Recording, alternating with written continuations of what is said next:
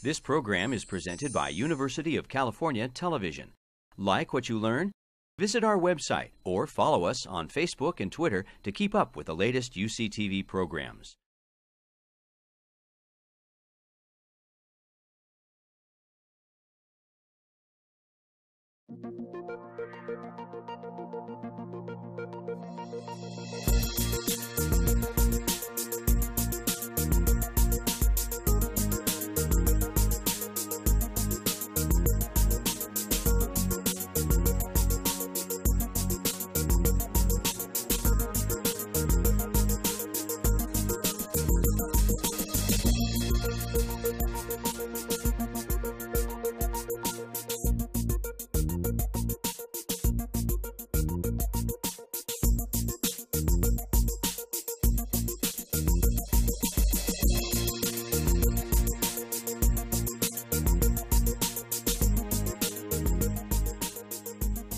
I'm going to tell you tonight a story.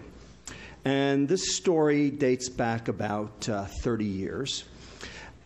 This story has a little bit of something for everybody. It has a little bit of biochemistry, a little bit of clinical research, a little bit of public health, a little bit of politics, a little bit of racial innuendo. The only thing it's missing is sex. But we can see what we can do about that too. By the end of the story, I hope I will have debunked the last 30 years of nutrition information in America. And I would very much appreciate it if at the end of the talk you would tell me whether or not I was successful or not. Okay? So, in order to get you in the mood, as it were, let's start with a little quiz. What do the Atkins diet and the Japanese diet have in common? Anybody? Oh, yeah, you have the answers right. Yeah. Never mind. That's right. You have the answer right there. Okay?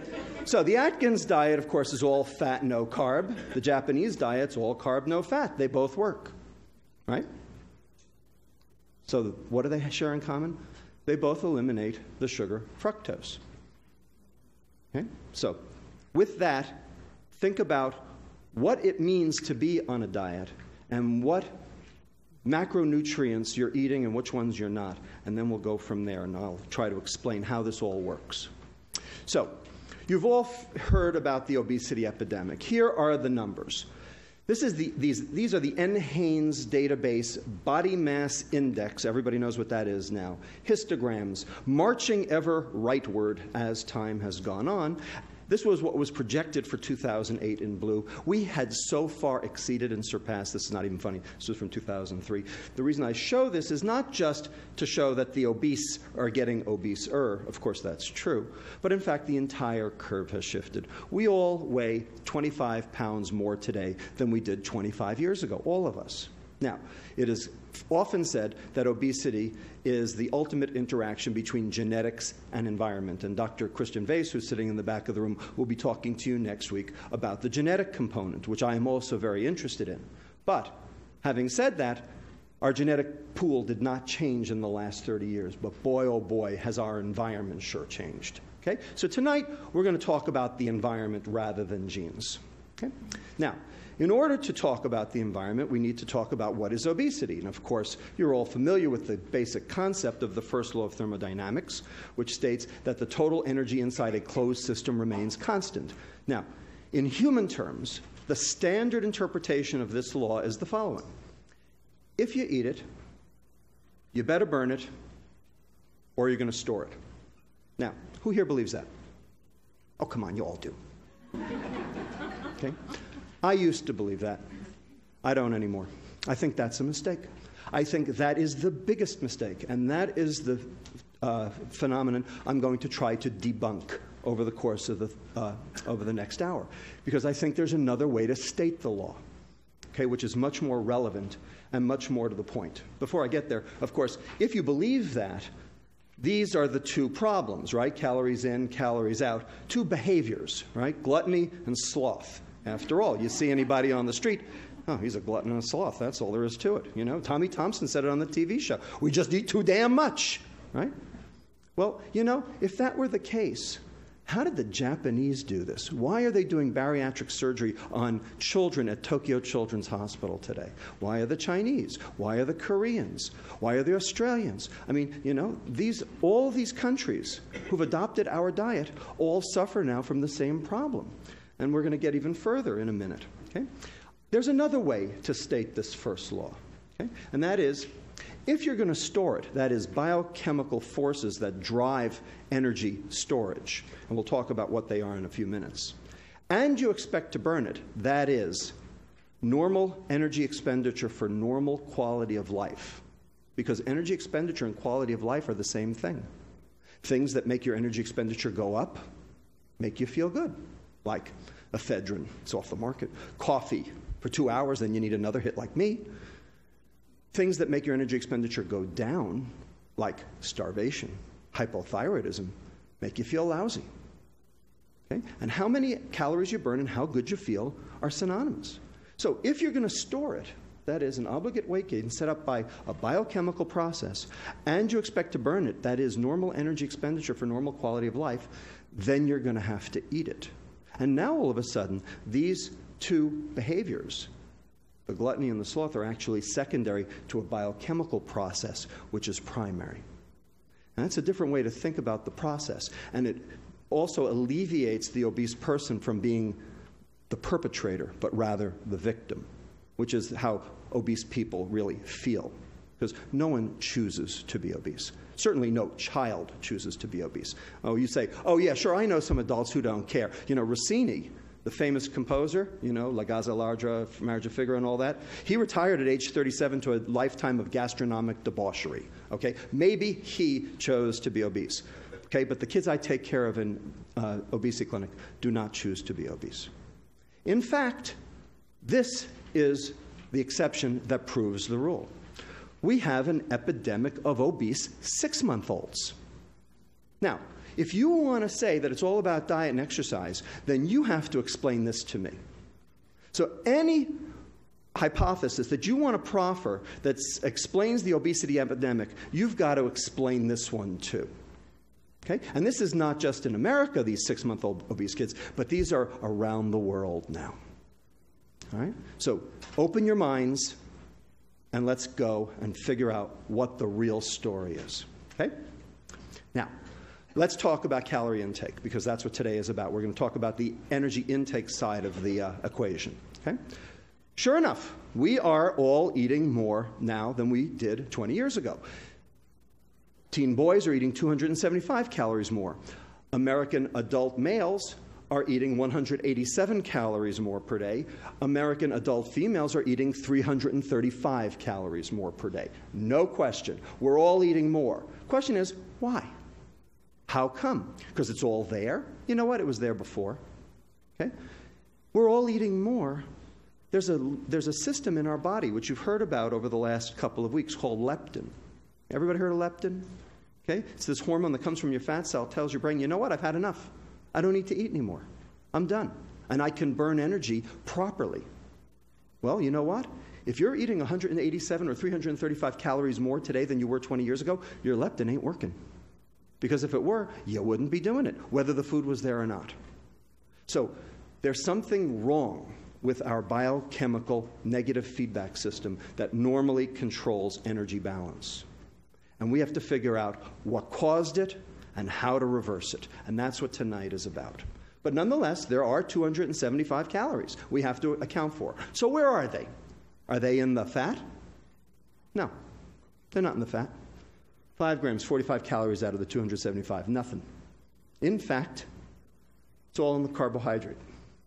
57 grams, 228 calories. We're all eating more carbohydrate. Now, you all know back in 1982, the American Heart Association, the American Medical Association, and the U.S. Department of Agriculture admonished us to reduce our total fat consumption from 40 to 30%. Everybody remember that? Okay? That's how Entenmann's fat-free cakes came into being. Remember that? Okay? So what happened? We did it. We've done it.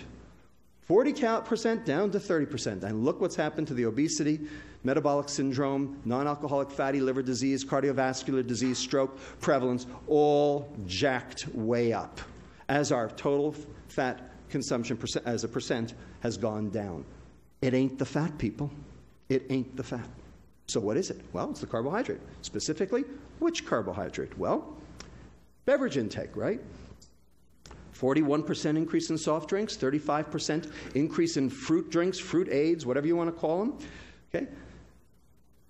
Just remember, down here, 1 can of soda a day is 150 calories. Multiply that by 365 days a year, and then divide that by the magic number of 3,500 calories per pound. If you eat or drink 3,500 calories more than you burn, you will gain 1 pound of fat.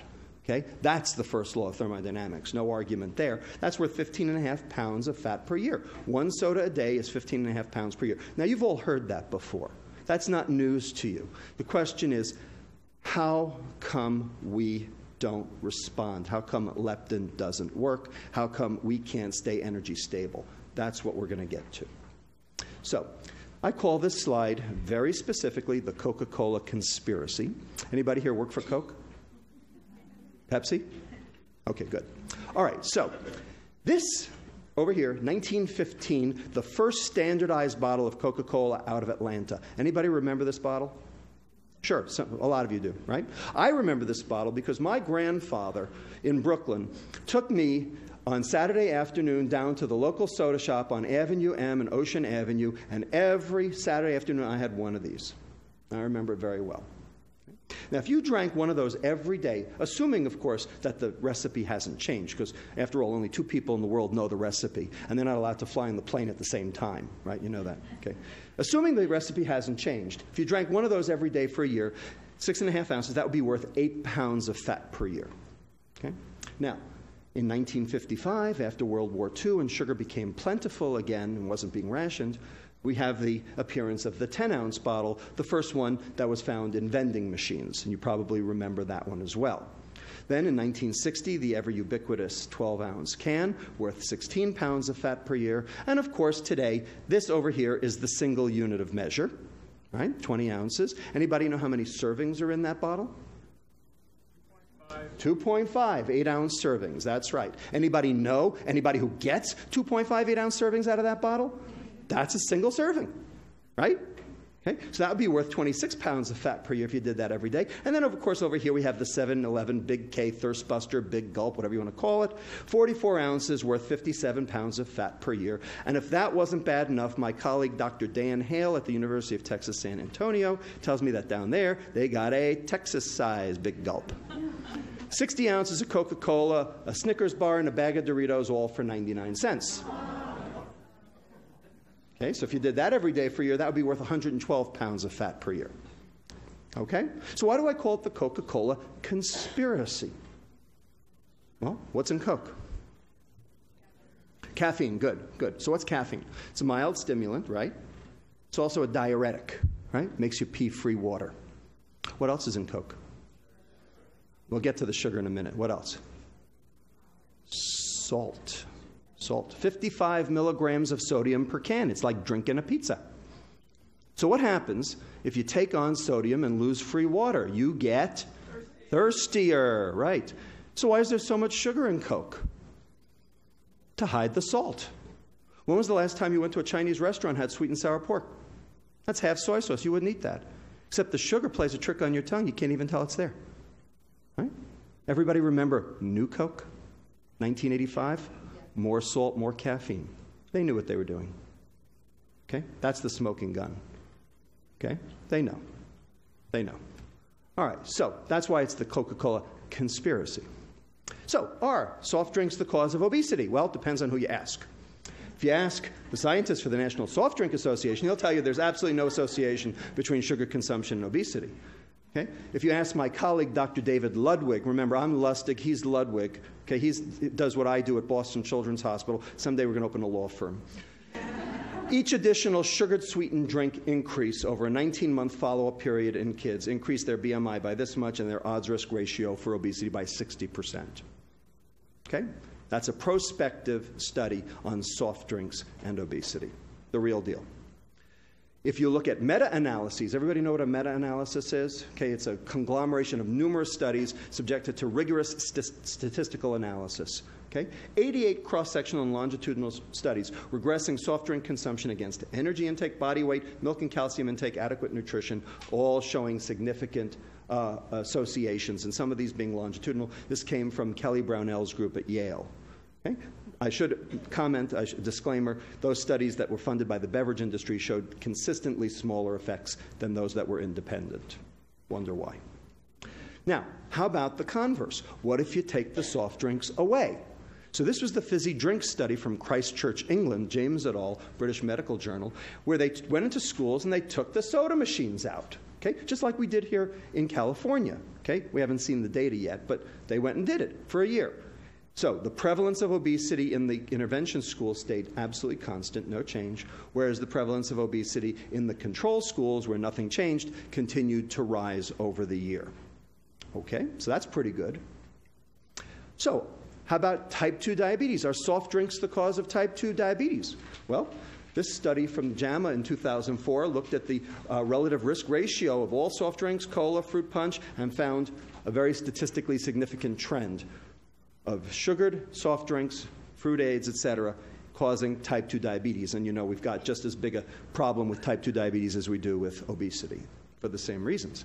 And this was a sugared sweetened beverage against risk for type 2 diabetes in African American women. Looking here at sugared sweetened soft drinks, just the downward arrow shows that there was a significant rise as the number of drinks went up. You can see that here, whereas orange and grapefruit juice, interestingly, did not. Okay? So, two different studies, two different increases in type 2 diabetes relative to soft drink consumption. So what's in soft drinks? Well, in America, it's this stuff, right? High fructose corn syrup. Everybody's heard of it, right? It's been demonized, something awful. So much so that the corn refiners industry has launched a mega campaign to try to absolve high fructose corn syrup of any problems, which we'll talk about in a moment. Okay? But the bottom line is, this is something we were never exposed to before, 1975, and currently we are consuming 63 pounds per person per year, every one of us.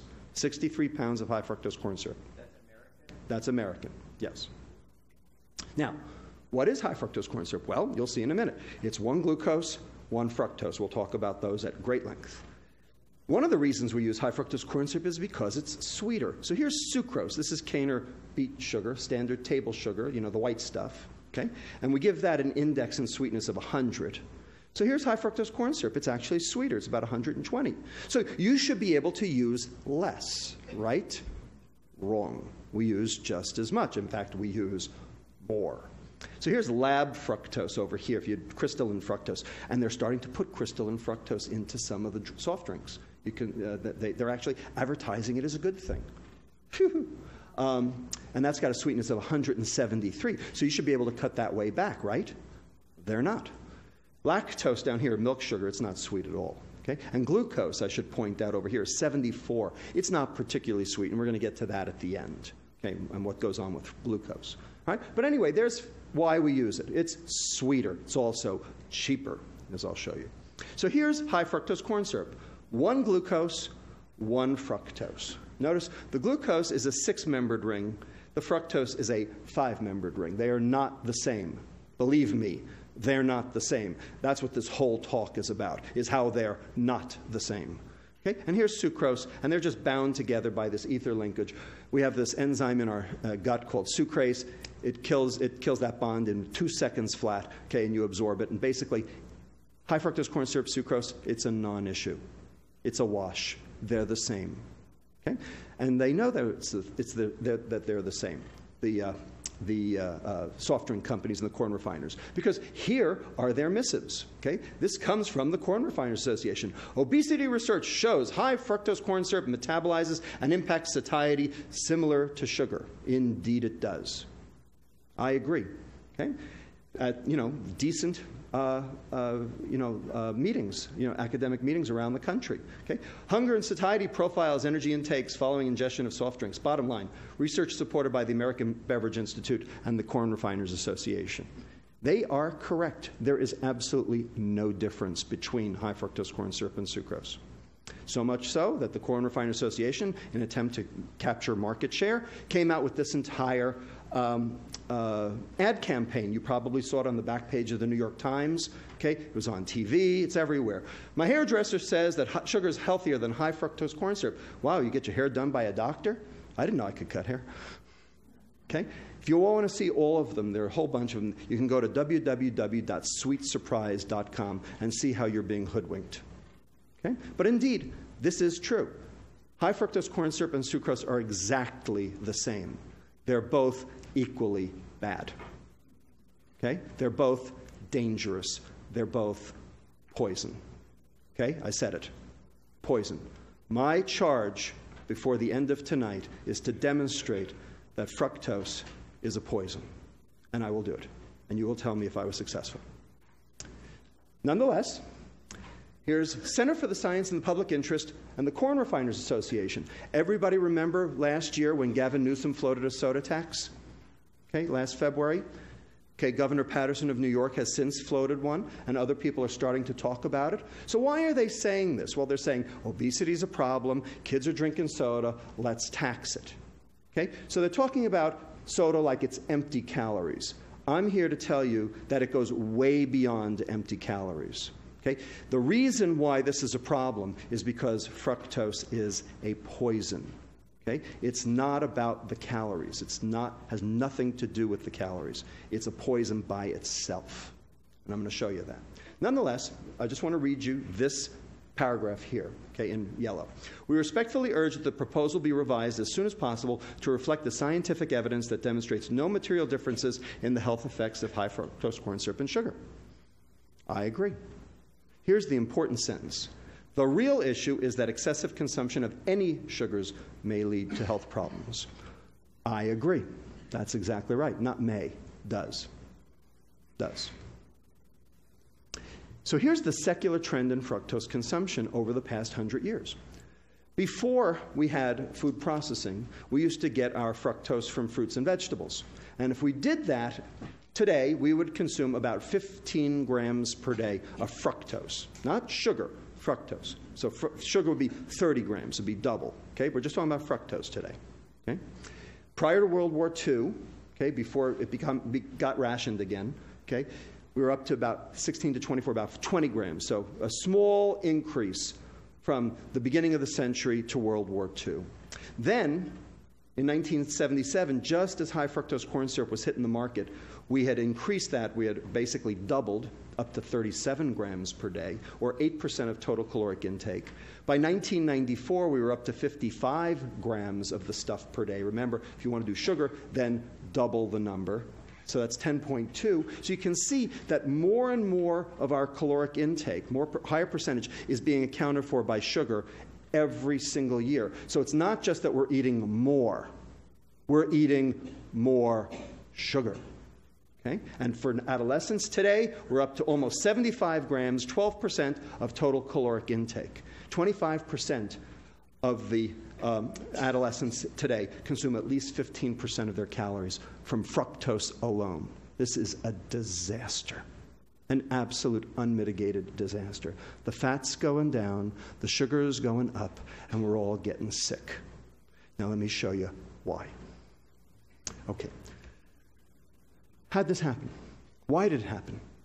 So this is where the politics comes in. This is the perfect storm. And it was created from 3 political winds that swirled around all at the same time to create this perfect storm. So, the first political wind, everything bad that ever happened in this country started with one man. Okay? And it's still being felt today. Okay? So Richard Nixon, in his paranoia back in 1972, okay, food prices were going up and down and up and down. I'm going to show you that on the next slide. Okay? And he was worried that this was actually going to cost him the election. So he admonished his Secretary of Agriculture, Earl Rusty Butz, I love that name, okay, to basically take food off the political table, to make food a non-issue in presidential elections. Well, the only way to do that was to make food cheap. So he was out to find all methods to be able to decrease the price of food. Remember Nixon's war on poverty? We're suffering from it today. Okay? That's what this is. Okay? Second political wind, the advent of high fructose corn syrup. Okay? So this was invented in 1966 at Saga Medical School in Japan by a guy named Takasaki, who's still alive. Okay? As far as I'm concerned, this stuff is Japan's revenge for World War II. Except, of course, that they're suffering from it now themselves. Okay? Like everything, it always comes back to haunt you. Okay? And it was introduced to the American market in 1975. So what do you think happened to the price of sugar when this thing hit the market? Here's what happened. So here's the U.S. Producer Price Index of sugar going up and down and up and down. Okay? This is not good. Okay?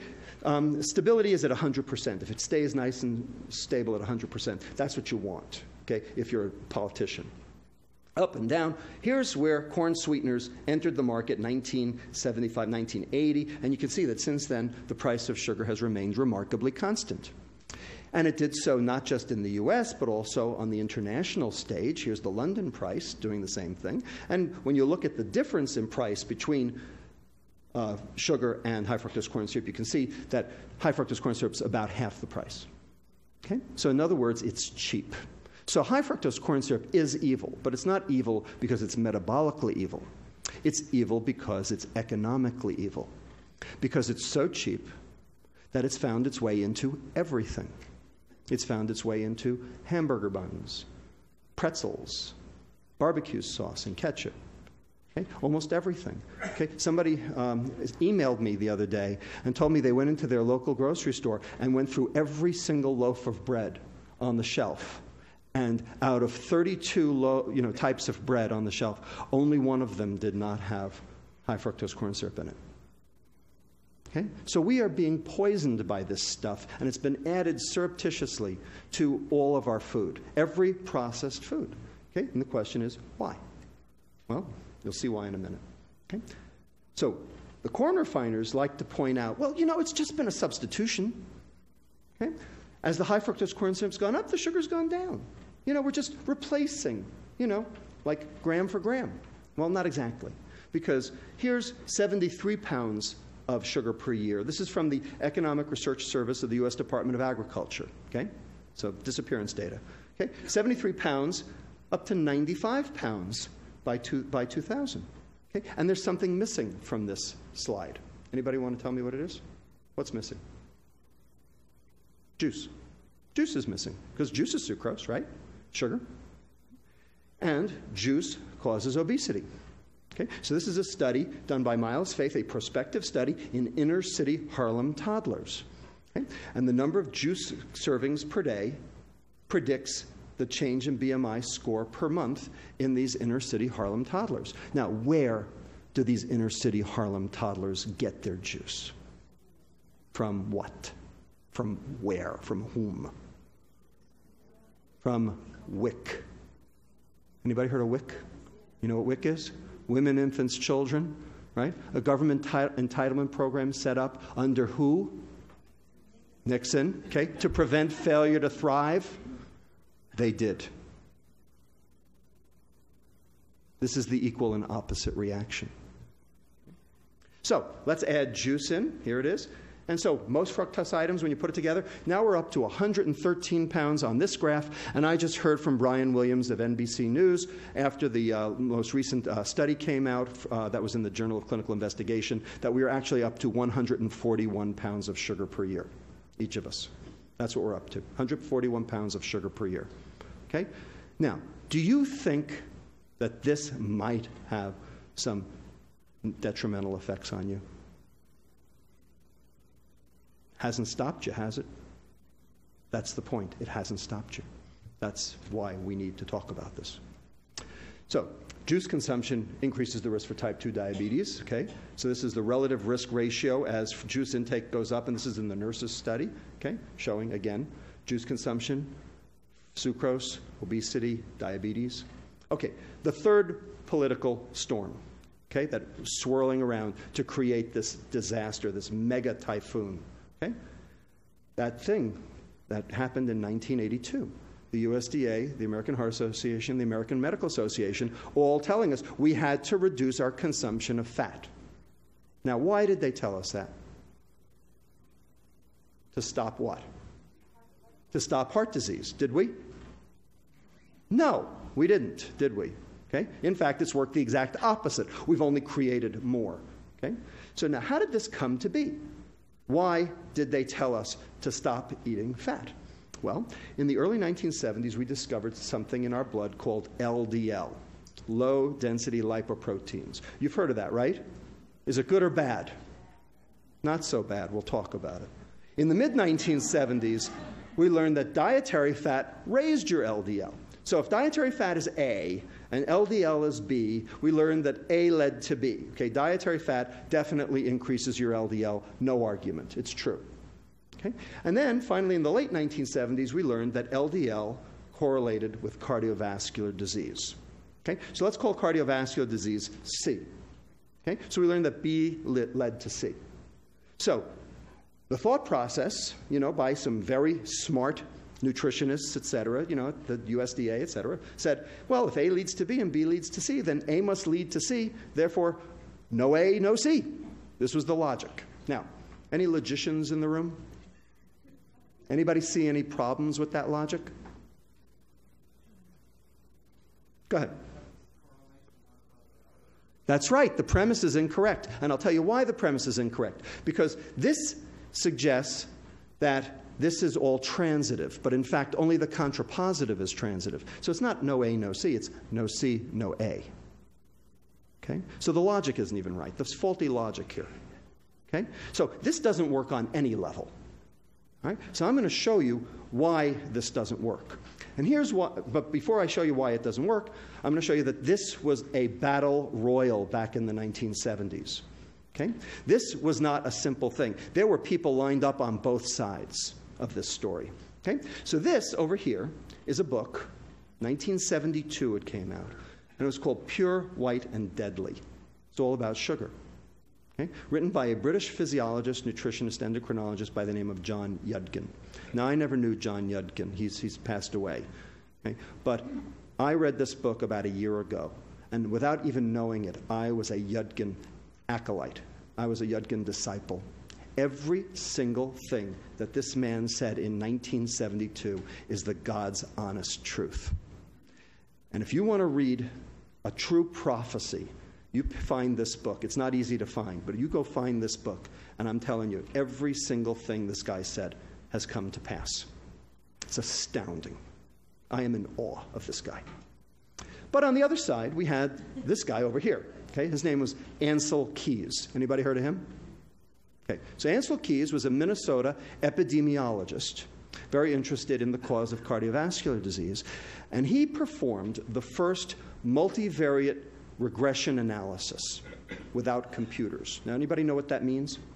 Multivariate regression analysis? Okay, so this is where you take a whole lot of data, okay, and normally you would just, run a few computer programs, but basically the object is to try to figure out what causes what, and to try to factor out other things and determine what the contribution of various things all at once are to an outcome that you're looking for.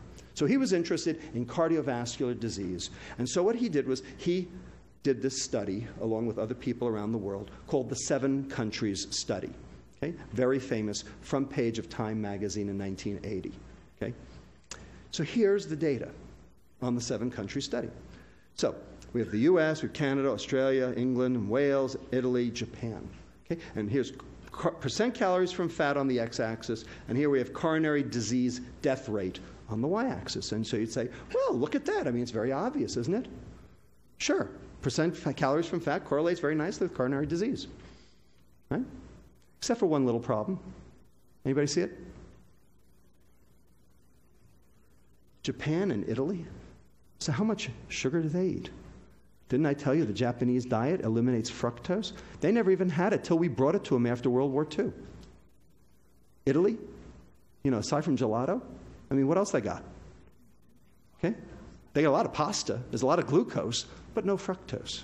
Okay? There's no sugar in the Italian diet other than the occasional sweet, which they moderate. They're very careful about moderating. And they cost a lot. Okay? But here we got England, Wales, Canada, Australia, US. You know, we are sugarholics, aren't we? We're also fataholics. So in fact, the fat migrated with the sugar. So this is from Keyes's own work. Okay, page 262, if you want to pick up the 500-page volume. Okay, and I'm just going to read you the one paragraph, okay, that talks about this.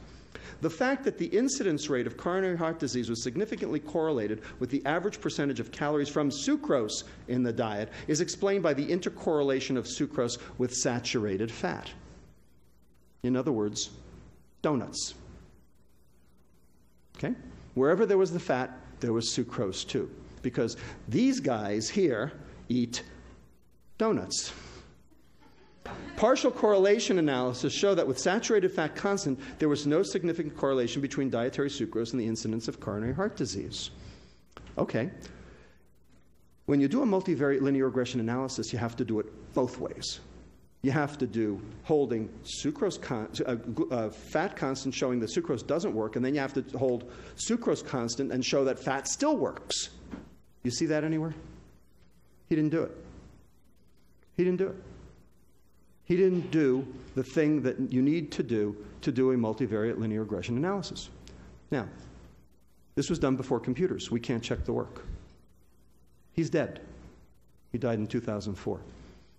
So, we're left with a conundrum. Do we believe this? Do we believe this study? Because we based 30 years of nutrition education and information and policy in this country on this study. And as far as I'm concerned, it has a hole as big as the one in the USS Cole. All right? You got it? Everybody, am I debunking? Yes? No? All right. Let's keep going. Remember I told you LDL, maybe not so bad? Well, here's why. Because there really isn't one LDL. There are two. There are two LDLs. Here's one over here. It's called pattern A, or a large buoyant LDL. So everybody knows that LDL correlates with cardiovascular disease, and that's true, and I'm not going to argue that. That is true. But it's not this one, pattern A LDL. These guys are so light. They are buoyant. They float. So they get carried through the bloodstream, and they don't even have a chance because they're so big and they're so buoyant, they don't even get underneath the edge of the endothelial cells in the vasculature to start the plaque formation process. But over here we have this other guy over here called pattern B, or a small, dense LDL. You see the difference? These guys are dense. These guys don't float. These guys are small. They get underneath the edge of the surface of the endothelial cells, and they start the plaque formation. And it's been shown by numerous investigators now that small, dense LDL is the bad guy. Okay, now when we measure LDL in the bloodstream, when you do a lipid profile, you measure both of them together because it's too hard to distinguish the two. So when you get an LDL, you're getting both LDLs, the neutral one and the bad one. Now, how can you tell whether your LDL is the neutral one or the bad one? What you do is you look at your triglyceride level in association with it, because your triglycerides tell you which one it is. So here's pattern A over here, okay? Big, large, buoyant LDLs, okay? And you'll notice that the triglycerides are low and your HDL is high. That's what you want. You want a low triglyceride, high HDL, because that's the good cholesterol. You want high good cholesterol. Over here you have pattern B, and here you have high triglyceride, low HDL. That's the bad guy. That's the guy you don't want to be, because you're going to die of a heart attack. No question about it. Triglyceride to HDL ratio actually predicts cardiovascular disease way better than LDL ever did. Okay? Point is, when you measure LDL, you measure both. So, dietary fat raises your large buoyant. What do you think raises your small dense? Carbohydrate. Okay, so here's percent carbohydrate, and here's your pattern B going up. Everybody got it? So what did we do? What did we do in 1982? What did we do?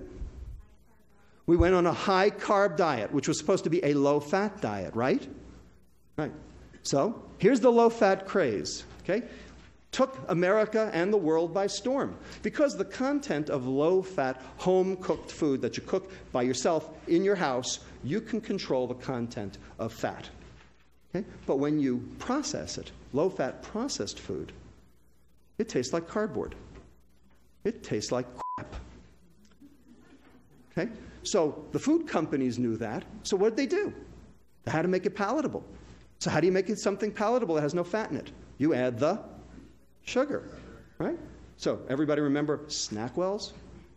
Okay, so 2 grams of fat down, 13 grams of carbohydrate up, 4 of them being sugars so that it was palatable. Okay? Well, we've just shown you that that's the worst thing you could do. And that's what we've done. And we're still doing it today. So when you find a mistake, what do? Okay? You admit the mistake and you right the ship. We haven't admitted the mistake and we haven't righted the ship. So we've had our food supply adulterated, contaminated, poisoned, tainted, okay, on purpose. And we've allowed it, and we've let it through the addition of fructose for palatability, especially because of the decreased fat, and also as a ostensibly browning agent, which actually has its own issues, because why it browns so well with the sugar in it actually is what's going on in your arteries, because that's causing what we call protein glycation and cross-linking, which is actually contributing to atherosclerosis. So it works on your steak on the grill, it works in your arteries the same way. Okay? And removal of fiber also. Now, why did we remove fiber from our diet? We as human beings walking the earth 50,000 years ago used to consume 100 to 300 grams of fiber per day. We now consume 12. Why? What did we do? We took the fiber out. So why did we take the fiber out? Well, it takes too long to cook, takes too long to eat, and shelf life. Okay? So people ask me, what's the definition of fast food? Fiberless food. Okay? I dare you, other than a salad, I dare you to go to any fast food restaurant and find anything on their menu that they actually have to cook that has more than 1 gram of fiber in it. Because there isn't any. And that's on purpose. Because they take the fiber out. Because that way they can freeze it, ship it around the world, and cook it up fast. And not only is it fast cooking, but it's fast eaten, which also causes its own satiety issues. Bottom line, we have a typhoon on our hands. Okay? And then finally, the last issue was the substitution of trans fats, which are clearly a disaster. But those have been going down because we know that those are a problem. So we've actually gotten rid of most trans fats. Not completely, but most. Okay? So this is it. This is what we've done over the last 30 years. Okay, now to the biochemistry. Okay? Now, how many of you here have taken biochemistry? About 25%. I am going to show you a lot of reactions in excruciating detail. If you've studied biochemistry, you will have an anaphylactic reaction. If you haven't studied biochemistry, you will fall asleep. So what I'm going to suggest that you all do is just let me do my thing to show you that at least it works, and just count the arrows. Okay? You can do that, right? Can you count the arrows? It's not like counting sheep. Okay? You can count the arrows, and just stick with me, okay? Just let me do my thing, and let me show you why fructose is not glucose. Okay? Because what the liver does to fructose is really unique. And you've got to understand it to understand everything I've just told you. Okay? So number one, fructose is 7 times more likely than glucose to do that browning reaction, the advanced glycosylation end products. The thing that happens on your grill happens in your arteries for the same reason. Okay? You can actually see the color too, color change too. Fructose does not suppress the hunger hormone. There's a hormone that comes from your stomach called ghrelin you've heard about already. Okay? So if you preload a kid with a can of soda, and then you let them loose at the fast food restaurant, do they eat more or do they eat less? They eat more. They just took on 150 calories, yet they eat more. Reason? Because fructose doesn't suppress the hunger hormone ghrelin. So they eat more. Acute fructose ingestion does not stimulate insulin because there's no receptor for fructose, no transporter for fructose on the beta cell that makes insulin. So the insulin doesn't go up. Well, if the insulin doesn't go up, then leptin doesn't go up. And if leptin doesn't go up, your brain doesn't see that you ate something. Therefore, you eat more. And finally, I'm going to show you liver hepatic fructose metabolism is completely different between fructose and glucose. Completely different. And I'm going to show you, before the day is out, the evening's out, that chronic fructose exposure alone, nothing else, causes this thing we call the metabolic syndrome. Everybody knows what the metabolic syndrome is? Okay, so this is the conglomerate of the following different phenomena: obesity, type 2 diabetes, lipid problems, hypertension, and cardiovascular disease. Okay, those all cluster together, okay, called metabolic syndrome. I'm going to show you how fructose does every one of those. I want to show you the difference between glucose and fructose in a way that will be glaringly apparent. So let's consume 120 calories in glucose. 2 slices of white bread. Okay? What happens to that 120 calories?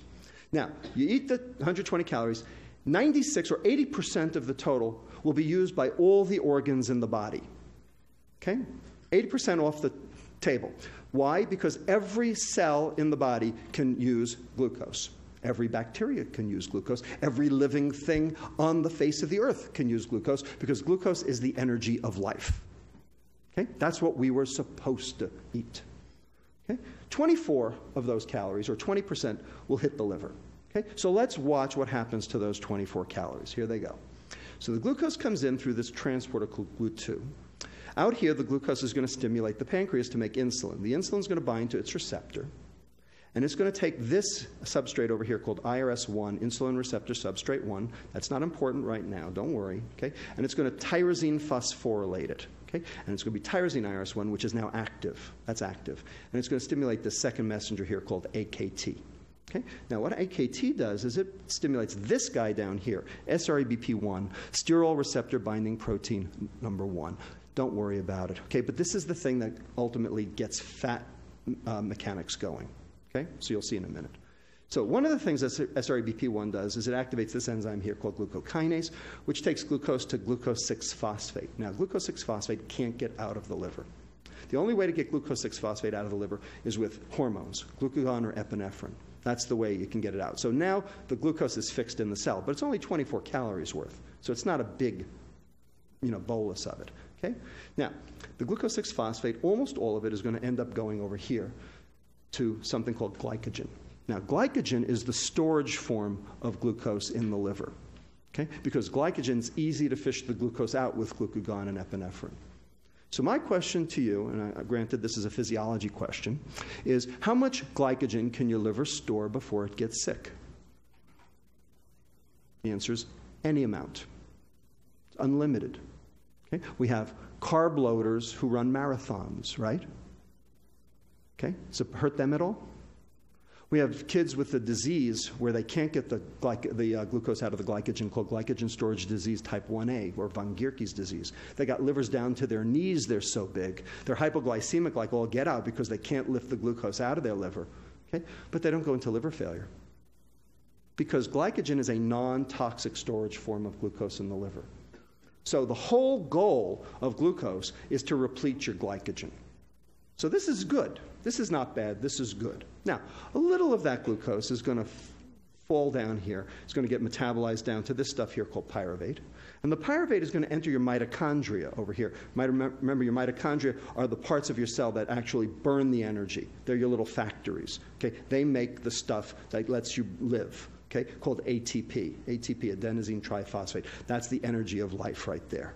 Okay? So the pyruvate comes in, gets converted to something called acetyl-CoA, gets metabolized by this thing called the Krebs cycle, TCA cycle, and you throw off ATP and carbon dioxide, which you breathe off. So far, so good? Have I snowed anybody yet? You're with me? I snowed one guy back there. Okay, I'm doing my best. I swear to God, I'm doing my best. Anyway, so this stuff over here, this acetyl-CoA, gets burned off in the TCA cycle.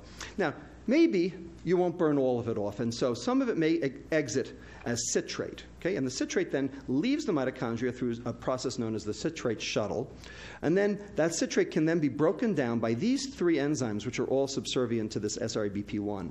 This is ATP citrate lyase, acetyl-CoA carboxylase, fatty acid synthase. They're not important. The only thing to know is these 3 enzymes together turn sugar into fat. Okay? This is called de novo, meaning new, lipogenesis, fat making. Okay? This is de novo lipogenesis. So you take the citrate, which came from the glucose, okay, and you end up with something called acyl-CoA, which then gets packaged with this protein here, and you end up with something called VLDL, very low density lipoprotein. Now, anybody heard of that before? Is it good or bad? It's bad. That's bad. Okay? VLDL is bad because that's one of the things that causes heart disease. It's also a substrate for obesity.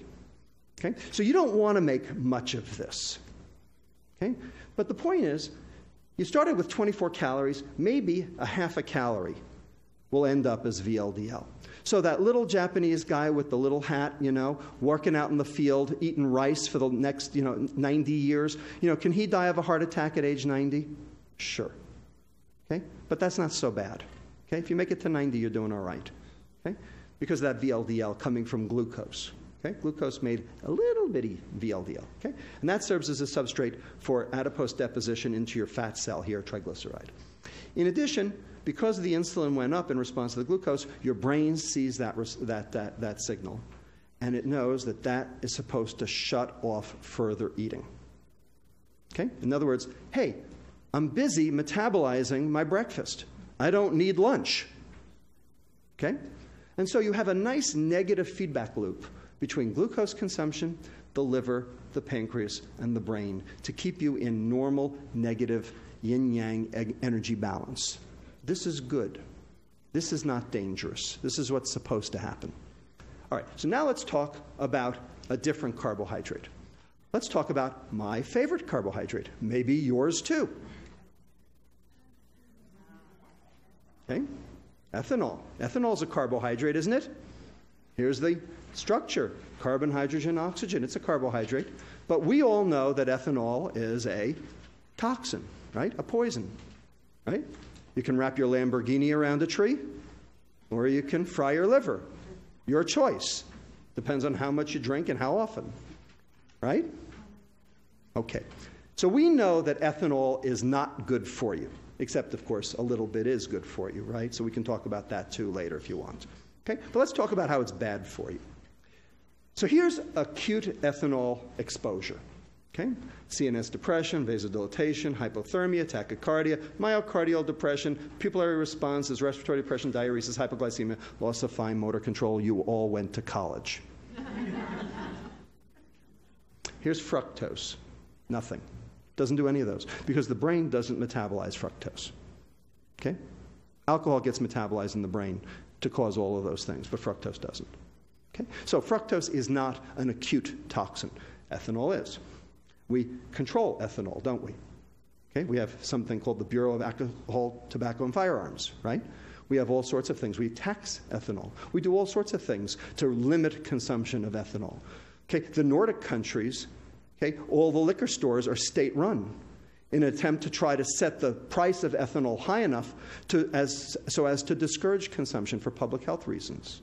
We have 1,500 years of alcohol control policy in this world to draw on in terms of how to limit consumption. Got it? Okay? Because ethanol is a toxin and we know it. So let's consume 120 calories in ethanol. Shot of Maker's Mark. Anybody taste it? Yeah, good. Okay. So 24 calories right off the top. Okay? The stomach and the intestine have something called the first pass effect. So 10% off the top. And kidney, muscle, and brain will consume the other 10%. So there goes 20% or 24 calories right off the top. 96 calories of the 120 are going to hit the liver. Now, how many was it for glucose? It was 24. Okay? So 4 times the substrate is going to hit the liver. And there's the rub. Okay? This is a volume issue. Okay? We're going to show you how. So the ethanol comes in, passive diffusion, there's no receptor for it, no transporter. First thing that happens is ethanol gets converted to this guy over here called acetaldehyde. Okay? Anybody know anything about aldehydes? Like formaldehyde? Right? Are aldehydes good for you or bad for you? They're bad, right? Because what do? They can cause cancer. They cross-link proteins is what they do. Okay? So if you cross-link enough proteins in your liver, what do you think happens to it? You get something called Cirrhosis, right, exactly. All right. So this guy over here is bad.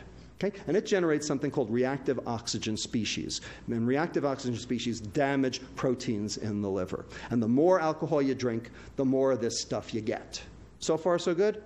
Okay, so this is one of the reasons why alcohol is bad. Now, the acetaldehyde will come down here to something called acetate. Okay, the acetate will enter the mitochondria, just like the pyruvate did before. Will get converted to acetyl-CoA and participate in the TCA cycle, just like before. Okay, to generate energy, so that alcoholics don't die from lack of energy. They got energy. It's everything else they don't have. Okay, they're going to have a whole lot of citrate, right? Because they have 96 calories that have to get metabolized. How many calories made it to the mitochondria with glucose? About a half, right? Because most of it went to glycogen. Okay? So we've got a big citrate. So it's in big font to show you that we're talking about big citrate now. Okay? And so the big citrate is going to get metabolized all the way to VLDL by this SRABP1. And so you're going to get a lot of VLDL. And this is the dyslipidemia of alcoholism right here. Okay? Everybody see that? So the liver is going to try to export this VLDL out so that it doesn't get sick, because when fat builds up in the liver, that's not good for it. Okay? Some of it's going to exit as free fatty acids, and those free fatty acids will take up residence in the muscle, and you get something called muscle insulin resistance. So insulin resistance, that's a bad thing. That makes your muscles and your liver not work so well, okay? And can cause all sorts of other problems like diabetes. Some of the acyl-CoA won't even make it out and will precipitate as a lipid droplet. So there's your alcoholic steatohepatitis. This acyl-CoA and this ethanol and these reactive oxygen species can start this enzyme activated. Okay, it's called C-Jun N-terminal kinase 1, or JUNK1, and it really is JUNK1 because it is the bridge between metabolism and inflammation. So when you generate JUNK1, you do bad things to your liver, which I will show you when we talk about fructose. So let's talk about fructose. Okay? Fructose is sweet. We like it a lot. Okay? We like it in everything. We like it in our bread. We like it in our pretzels. We like it everywhere we look. Okay? So let's consume 120 calories in sucrose, a glass of orange juice. Everybody got it? So 2 slices of white bread, a shot of Maker's Mark, a glass of orange juice. All the same 120 calories, but 3 different substrates. Let's see what happens to the fructose. So, number 1, the glucose, remember, because sucrose is half glucose, half fructose. So 60 of the calories of the 120 are glucose. 12 are going to make it into the liver, 48 out here for the rest of the body. Okay, the same 20-80 split we had before with glucose. So far, so good. But all 60 calories of fructose are going to be metabolized by the liver. Why? Because only the liver can metabolize fructose. So what do we call it, where when you take in a compound that's far into your body, and only the liver can metabolize it, and in the process generates various problems? What do we call that? We call that a poison. So let me show you how it's a poison. So let's watch the fructose. So the fructose comes in through this transporter now. Before it was GLUT2, now it's GLUT5. Okay? No insulin, remember, because fructose does not stimulate insulin. The fructose then gets metabolized by this guy over here called fructokinase to form something called fructose 1-phosphate. In the process, ATP has to give up 1-phosphate to ADP because the phosphate has to come from somewhere. So it comes from here. Now, before we had 24 calories that had to be phosphorylated. Now we have 72 calories that have to be phosphorylated. So we have 3 times the substrate, and there's the rub. It's a volume issue for right now. So we're going to lose a lot of phosphate, aren't we? So there's a scavenger enzyme in your liver called AMP deaminase 1 to rescue the phosphates off the rest of the ATP molecule. And it takes ADP down to AMP, adenosine monophosphate, down to IMP, inositol monophosphate, and finally to the waste product, uric acid. Anybody ever heard of uric acid? What is it? It's a waste product. It goes out in your urine. Causes what disease? Gout. Right. Okay? It also causes another disease called hypertension. Okay, let me show you how. Because uric acid, turns out, blocks the enzyme in your blood vessels called endothelial nitric oxide synthase. And that's the enzyme that makes this stuff called nitric oxide, NO. And that is your endogenous blood pressure lowerer. That keeps your blood pressure low. So when you can't make it, your blood pressure goes up. So this just shows that fructose consumption increases gout in adults. Okay, so this is a study that came out last year showing that fructose consumption increases the risk for gout, showing that uric acid is going up. And this is a study done by our pediatric renal fellow, Stephanie Wynn, just published in Journal of Pediatrics. Okay, it's not submitted anymore, it's long in press. Okay, showing that this is in the NHANES database in the adolescents, showing that sugar sweetened beverages, as it goes up, your uric acid goes up. And not only does your uric acid go up, but here's your sugar sweetened beverages, and here's your systolic blood pressure going up. And here's a study done by Dan Feig at the University of Texas San Antonio, where he took obese adolescents with hypertension, and he gave them the drug allopurinol. And allopurinol is the drug that you treat gout with to lower the uric acid. And look what happened to the blood pressure. Systolic, diastolic, went down, showing that, in fact, uric acid is an important part of hypertension. We have a hypertension epidemic in this country. Here it is. It's the sugar. Okay, so far we have high blood pressure. Let's keep going. The fructose will get metabolized down to pyruvate. The pyruvate will enter the mitochondria just like before, throwing off a lot of citrate. Now here's a little trick that fructose does that glucose doesn't. Because these two can reform this stuff over here called fructose 1,6-bisphosphate, which can then reform with glyceraldehyde to form this guy over here called xylulose 5-phosphate. And I'll get to xylulose 5-phosphate in a moment. But I want to point out this asterisk. That's there to remind me to tell you something. That's there to remind me to tell you that this is why the sports drink companies put high fructose corn syrup in the sports drinks. Because if you are glycogen depleted, in other words, if you just ran a marathon and you have no glycogen left in your liver because you burned it all, and you take in a sports drink with high fructose corn syrup, you can replete your glycogen faster than with glucose alone. That's true. So for elite athletes, a high fructose corn syrup containing sports drink actually makes sense. And so, indeed, sports drinks have high fructose corn syrup. The question is, who's drinking the sports drinks? Any elite athletes you know? Who's drinking the sports drinks? The kids, right? Why are they drinking it? Because it's cool, right? Because it's cool and it tastes good. Okay, so before we go on, I just want to now digress for a moment. Okay? 1967, University of Florida patents Gatorade. Everybody remember Gatorade? Okay. 1970, the Florida Gators win the NCAA championship in football. Gatorade makes a big splash. Okay? Big deal. Anybody ever taste the original Gatorade? Yeah? What did it taste like?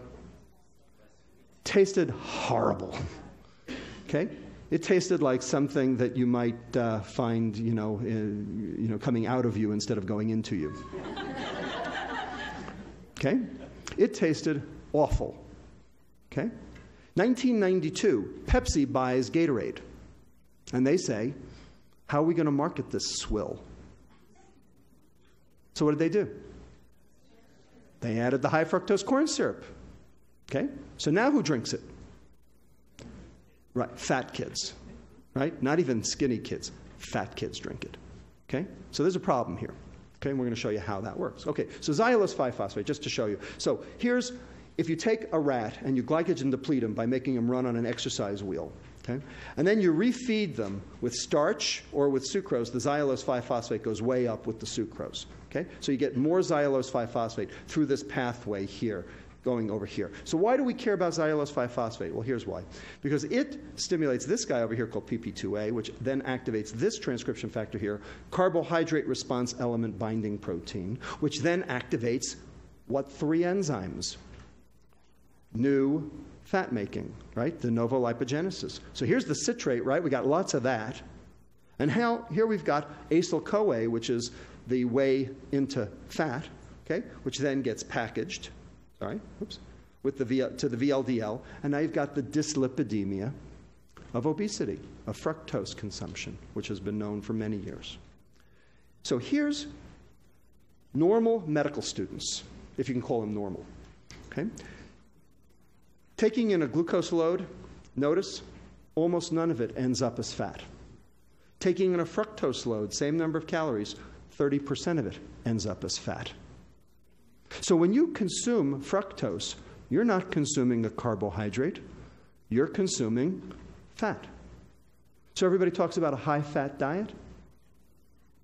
Well, a high-sugar diet is a high-fat diet. That's the point. That's exactly the point. Okay? This is a study where they gave acute administration of fructose, and you can see the triglycerides going up compared to the control. Okay, serum triglyceride right there. Here's normal medical students again, 6 days of high fructose feeding. Triglycerides doubled. De novo lipogenesis went up 5 times higher. And here's free fatty acids, which then cause insulin resistance, doubled. Okay, 6 days. So here's the dyslipidemia of fructose consumption. We're not done. Some of the fat won't make it out of the liver, just like with ethanol, and now you've got a lipid droplet, so now you've got this non-alcoholic steatohepatitis. So this is work that we did in our clinic, okay, looking at sugar-sweetened beverage consumption against the liver enzyme marker ALT, alanine aminotransferase, which tells you about fatty liver. And sure enough, here's sugar-sweetened beverages against ALT, and you can see a nice linear relationship in Caucasians. African Americans, it's a different relationship, and that's a whole nother story all by itself. Okay? So there's the lipid droplet of a non-alcoholic steatohepatitis. Some of it will come out as free fatty acids and populate the muscle. We'll also tell the insulin to go up higher. Remember that JUNK1? So here's what JUNK1 does. So the acyl-CoA and the fructose can all activate JUNK1. And what JUNK1 does is, remember when we used glucose, this IRS became tyrosine IRS1, and that was good? Remember that? Well, JUNK1, what it does is it serine phosphorylates IRS1. And serine IRS1 is inactive. So now the insulin can't even do its job in the liver. So now you have liver insulin resistance as well. That's going to make the pancreas work that much harder, generating higher insulin levels, which raise your blood pressure even further, cause further fat making, cause more energy to go into your fat cell. There's your obesity. Okay? And finally, our research has shown that the higher the insulin goes, the less well your brain can see its leptin. And so there you've got continued consumption because your brain thinks it's starving. And it's been shown in many different ways that fructose consumption changes the way your brain recognizes energy, all in a negative fashion, so that you basically think you're starving. Your brain gets the signal that you're starving, even though your fat cells are generating a signal that says, hey, I'm full like all get out. Okay? So this just shows you how it goes. So the high insulin generates the obesity because this is that, remember that the first law of thermodynamics, the biochemical force generating the energy storage as the primary phenomenon. Remember, if you're going to store it and you expect to burn it, then you're going to have to eat it. So here's the store it. Normally, that would make leptin, and the leptin should feed back and turn everything off. But it doesn't because the insulin gets in the way, and the high-fat diet gets in the way. Also, the hyperinsulinemia stops the leptin from acting on that nucleus accumbens, and so you get an increased reward signal. So that continues your appetite, continues more fructose, more carbohydrate, generating more insulin resistance, and you can see you generate a vicious cycle of consumption and disease, and no stopping. So here we are. Hypertension, inflammation, hepatic insulin resistance, hyperinsulinemia, dyslipidemia, muscle insulin resistance, obesity, and continued consumption. Looks like metabolic syndrome to me. So here are the phenomena associated with chronic ethanol exposure. Hematologic disorders, electrolyte abnormalities, hypertension, cardiac dilatation, cardiomyopathy, dyslipidemia, pancreatitis, malnutrition, obesity, hepatic dysfunction, that's alcoholic steatohepatitis, fetal alcohol syndrome, and addiction. Here's fructose, 8 out of 12. Why? Because they do the same thing. Because they're metabolized the same way. Because they are the same. They come from the same place, right? How do you make ethanol? Naturally. Right. You ferment sugar. Hasn't changed. Because it has all the same properties. Because it's basically taken care of by the liver in exactly the same way. And for the same reason. Because sugar and ethanol are the same. Every which way you turn. So here's our clinic intervention. This is what we do in our clinic. Okay? It's as simple as you can imagine. We write this on the back of a matchbook. Okay? I mean, it's just as simple as you can make it. We have 4 things we teach the kids to do, and the parents. Get rid of every sugared liquid in the house, bar none. Only water and milk. Okay? There is no such thing as a good sugared beverage, period. Eat your carbohydrate with fiber. Why? Because fiber is good. Fiber is supposed to be an essential nutrient. And we can talk later, if you want, after the cameras turn off, as to why fiber is not an essential nutrient. Because the government doesn't want it to be. Okay? Because then they couldn't sell food abroad. Wait 20 minutes for second portions, okay, to get that satiety signal. And finally, buy your screen time minute for minute with physical activity. That's the hardest one to do. Okay? So if you play for half an hour, you can watch TV for half an hour. You want to watch TV for an hour, play for an hour. That one's a hard one. But anyway, we follow our patients every 3 months. So here's my question. Does it work? What do you think? Yeah, it works. Okay? So this is BMI Z-score, time from initial visit. It works. But we were interested in what made it work and what made it didn't work. So we did a multivariate linear regression analysis, right? The thing that made it not work, sugared beverage consumption. The more sugared beverages the patients drank at baseline, the less well the lifestyle intervention worked, for all the reasons I just showed you. Okay? So, why is exercise important in obesity? Because it burns calories? Come on. 20 minutes of jogging is 1 chocolate chip cookie. You can't do it. Are you joking me? So why is exercise important? I'll tell you why. Here's why. Number 1, it improves that skeletal muscle insulin sensitivity because your insulin actually works better at your muscle, okay, which then brings your insulin levels down, which is good for you. Number 2, it's your endogenous stress reducer. It's the single thing that actually stress reduces. And if you stress reduce, what do you think your appetite does? Goes down. Because stress and obesity go hand in hand, right? For all sorts of reasons which are beyond the scope of this lecture today, but we can talk about in the question period if you want. And then finally, remember that de novo lipogenesis? Remember those 3 nasty enzymes? Okay? What if you burned the stuff off before you made the fat? That's what exercise does, because it makes that TCA cycle run faster, so you don't get the citrate leaving the mitochondria, so it doesn't get turned into fat, so it doesn't precipitate and cause all the problems you just saw. That's what they mean by a higher metabolism, yes. Okay? But it has nothing to do with burning of calories. That is the stupidest reason that I've ever heard of for exercise. You got to be joking me. Okay? You can't do it. I mean, 1 Big Mac, you know, and you got to, mountain bike for 10 hours. Are you joking? Okay, so why is fiber important in obesity? So this is my motto in clinic. When God made the poison, he packaged it with the antidote. Okay? Because fructose is a poison. I think I've hopefully shown you that. Okay? But wherever there's fructose in nature, there's way more fiber. Do you ever see a piece of sugar cane? It's a stick. Right? You can't even chew the damn thing, right? You got to suck the stuff out like that, right? I mean, how many calories do you think you're going to get out of a piece of sugar cane?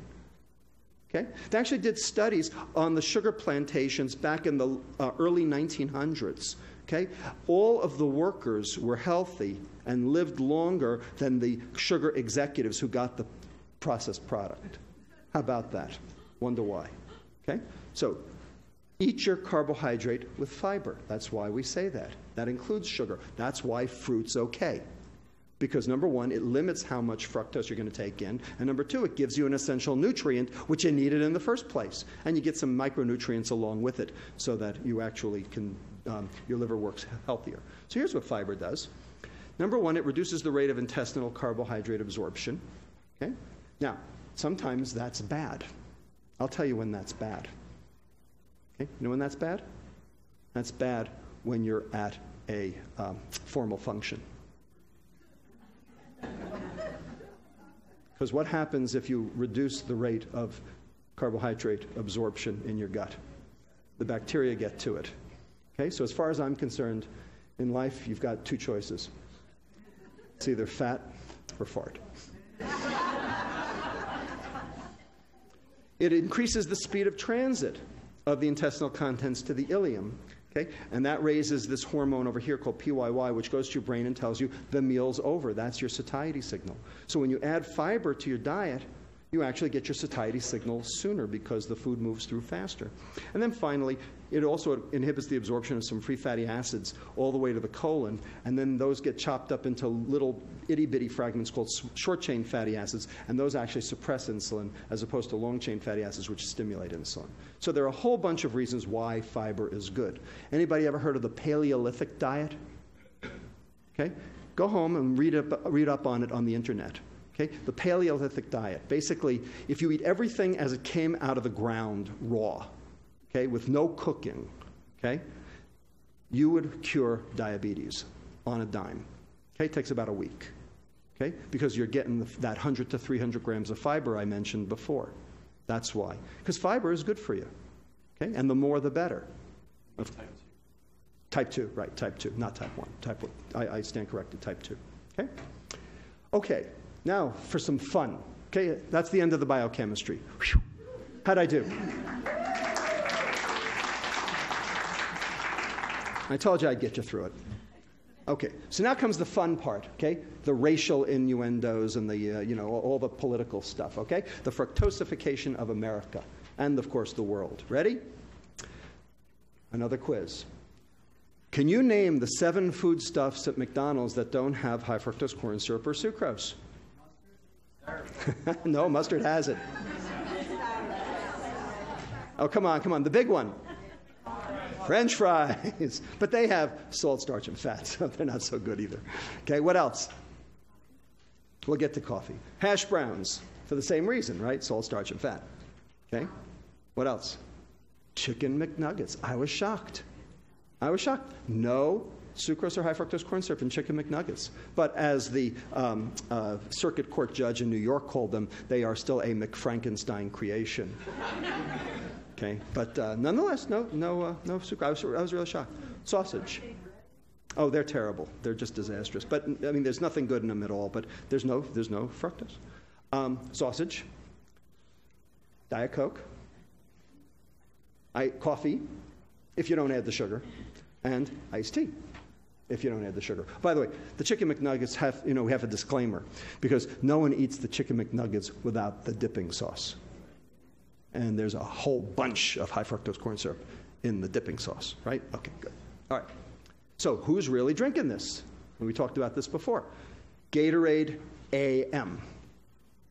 So this is an attempt by Pepsi to capture market share on the juice market, right? Do you think there are any elite athletes who actually drink this stuff? You got to be kidding me. Okay, this is for kids, right?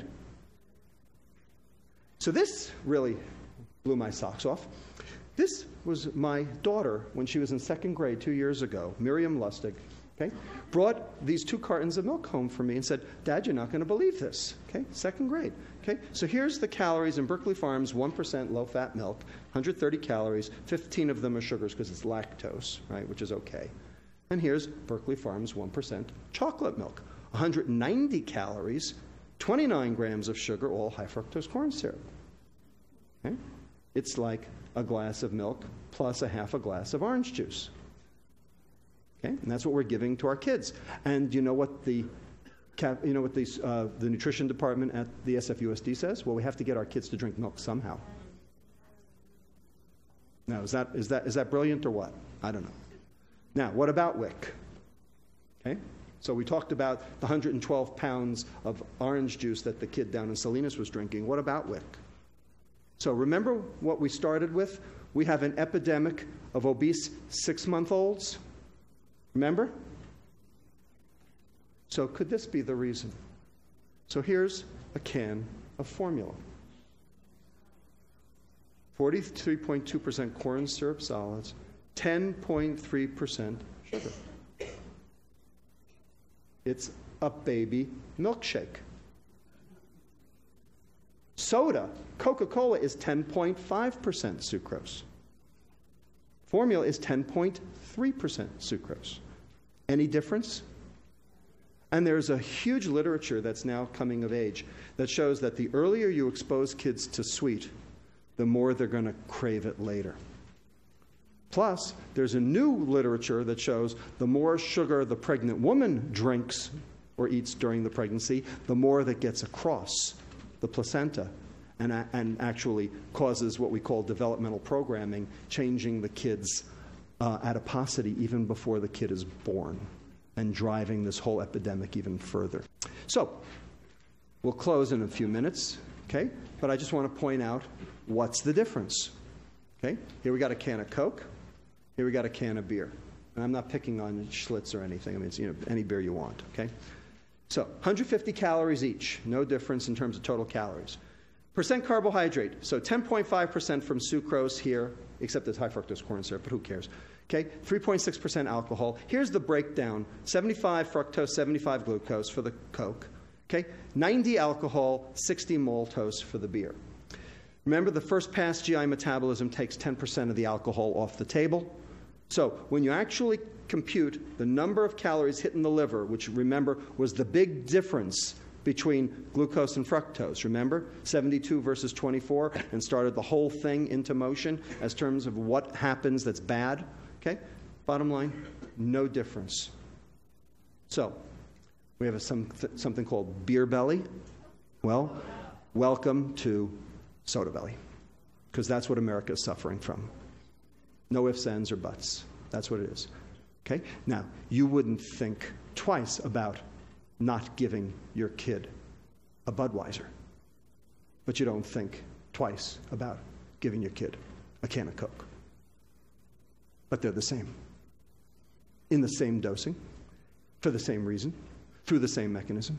Fructose is ethanol without the buzz.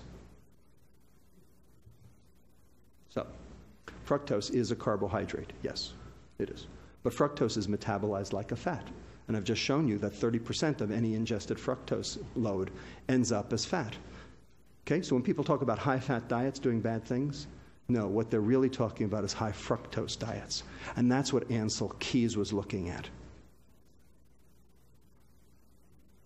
So the corollary to that is, in America at least, and around the world too, a low-fat diet isn't really a low-fat diet, because the fructose or sucrose doubles as fat. It's really a high-fat diet. That's why our diets don't work.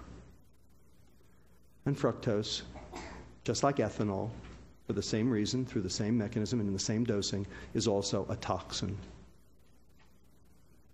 Now, last, what can we do about it? Can we do anything about it? How about the FDA? You think they can do something about it? After all, aren't they supposed to regulate our food? Aren't they supposed to regulate what they can put in food? Right? Weren't they supposed to regulate tobacco? Now they are, actually. So, weird things. So I want to just show you what the tobacco company thinks of all this. So this is actually from the UCSF Legacy Tobacco Documents Library that Stan Glantz runs right across the street. Okay, Stan's a good guy. Okay, like Stan a lot. Okay, and he showed me this. He said, under the regulations governing food additives, so this came from an Altria or Philip Morris executive, it is required that additives be safe, defined as a reasonable certainty by competent scientists that no harm will result from the intended use of the additive. Now, does fructose meet that standard? Well, the FDA says that fructose, high fructose corn syrup, has what's known as GRAS, G-R-A-S status, generally regarded as safe. Now, where'd that come from? Nowhere. It came from nowhere. Okay? It came from the notion that, well, fructose is natural. It's in fruit. Must be okay. Right? Yeah, well, tobacco's natural too. But it's not. Ethanol's natural, but it's not. Okay? A whole bunch of, Jamaican ackee fruit's natural, but it's not either. It kills you. Okay? keeping on going. A food shall be deemed to be adulterated if it bears or contains any poisonous or deleterious substance which may render it injurious to health. Fructose fits that description, right? But not with the prevention of chronic diseases, even though its own regulations explicitly postulate the connection between such products and such diseases. In other words, the FDA will only regulate acute toxins, not a chronic toxin. Fructose is a chronic toxin, right? Acute fructose exposure did nothing, remember? Because the brain doesn't metabolize fructose. The liver does. And the liver doesn't get sick after one fructose meal. It gets sick after 1,000 fructose meals. But that's how many we eat. So the FDA isn't touching this. The USDA isn't touching this. Because if the USDA touched this, what would that mean? That would mean an admission to the world that our food is a problem. So what do you think that would do? There are 3 things in this country that we can still sell overseas: weapons, entertainment, and food. Cars? Computers? I don't think so. Can anybody think of anything else that another country wants of ours? What? Tobacco, right, tobacco. All right, you get the picture. All right? So the USDA doesn't want to know about this, okay, because this is bad news. Okay? And so who runs the food pyramid? The USDA. It's the fox in charge of the hen house. Okay, because their job is to sell food. And who's eating it? We are. So, in summary, fructose, and I don't care what the vehicle is, it's irrelevant. Sucrose or high fructose corn syrup, I don't care. Fructose consumption's increased in the past 30 years, coinciding with the obesity epidemic. A calorie is not a calorie, okay? And the dietitians in this country are actually perpetrating this on us. Because the more you think a calorie is a calorie, the more you think, well, then if you ate less and exercised more, it would work. It doesn't. All of the studies show it doesn't work. Here's why it doesn't work: because a calorie is not a calorie. Fructose is not glucose. We know a calorie is not a calorie because there are good fats and bad fats. There's good protein and bad protein. Okay, there's good carbohydrate and bad carbohydrate. And glucose is good carbohydrate. Glucose is the energy of life. Fructose, okay, is poison. You are not what you eat. You are what you do with what you eat. And what you do with fructose is particularly egregious and dangerous. Hepatic fructose metabolism leads to all the manifestations of the metabolic syndrome. Hypertension through that uric acid pathway, de novo lipogenesis dyslipidemia, hepatic steatosis through that DNL pathway, those 3 enzymes, the new fat-making pathway, inflammation through JUNK1, hepatic insulin resistance because of the serine phosphorylation of IRS1, obesity because of the VLDL transport to the adipocyte, and leptin resistance promoting continuous consumption, basically starving your brain, making you think you need more. Fructose ingestion interferes with obesity intervention, as we showed in our clinic. The more soft drinks, the less well diet and exercise actually worked. Fructose is a chronic hepatotoxin for the same reason that alcohol is. The only difference is alcohol is metabolized by the brain, so you get alcohol effects. Fructose is not metabolized by the brain, so you don't get those effects, but everything else it does is the same. But the FDA can't and won't regulate it. It's up to us. I'm standing here today to recruit you. Okay? That's a famous saying here in San Francisco, right? I'm Harvey Milk and I'm here to recruit you. Okay, I'm Robert Lustig and I'm here to recruit you in the war against bad food. Okay? And this is what's bad. With that, I want to thank my colleagues at the UCSF Department of Pediatrics in our Weight Assessment for Teen and Child Health Clinic, UCSF Department of Epidemiology and Biostatistics, and also Department of Nutritional Sciences at UC Berkeley, in particular Dr. Jean-Marc Schwartz, who is a card-carrying fructose biochemist, PhD biochemist, who vetted all of these pathways that I've shown you today and looked at this and said, oh my God, it is a toxin. He worked in this stuff for 15 years, and he didn't even realize it was a toxin until he saw this. So with that, I'll close. Thank you.